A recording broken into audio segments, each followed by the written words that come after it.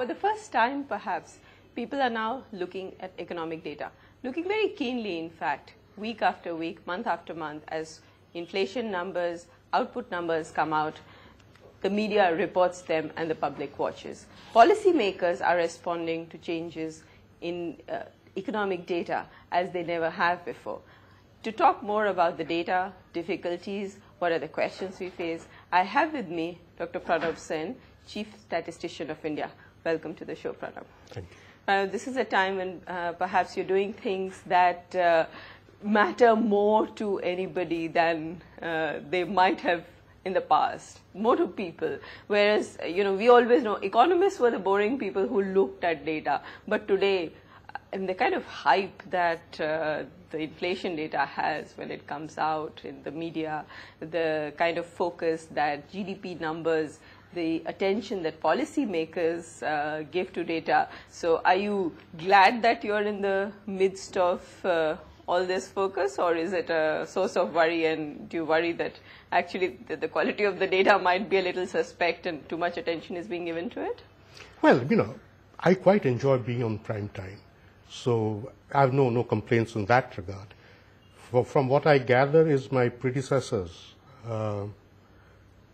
I don't think ever came in front of the TV screen.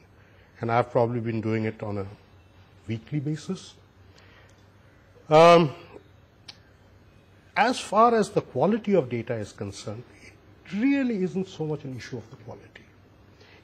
Data, especially macroeconomic data, is so complex that there are very few countries which get it exactly right. No, maybe we don't get it exactly right, but what is important, what is really important is people must understand what's at the back of the data.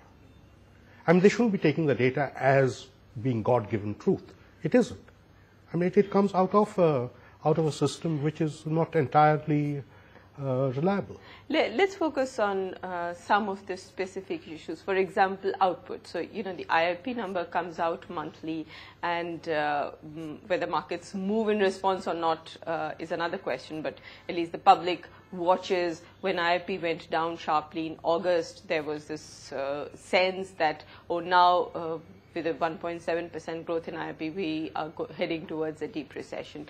Are you happy with the industrial production data that exists? Do you think it needs changes, and if so, what is on your agenda? All data requires change periodically. It's in the nature of data collection. The weights and the bases. The weights, the bases, the units you collected from, all of that. Now, if you take the IIP, for instance, our base is 93, 94. Which is really before the reforms effectively. Which is just about the time when reforms started happening. That means that the new products that have been produced after that don't really get a weightage in IIP, whereas the old products like... That's exactly right. Yeah, like landlines or typewriters get much more of a weight in that. That's the nature of the problem. But that doesn't necessarily make the IIP unreliable. It doesn't reflect what is happening in the economy then? Well, to a point it does. See, the whole argument is that the IIP and the industrial output data, which we reflect in our quarterly GDP estimates, are saying two different things. Okay. The IIP is a quick measure for what is happening to industry at large.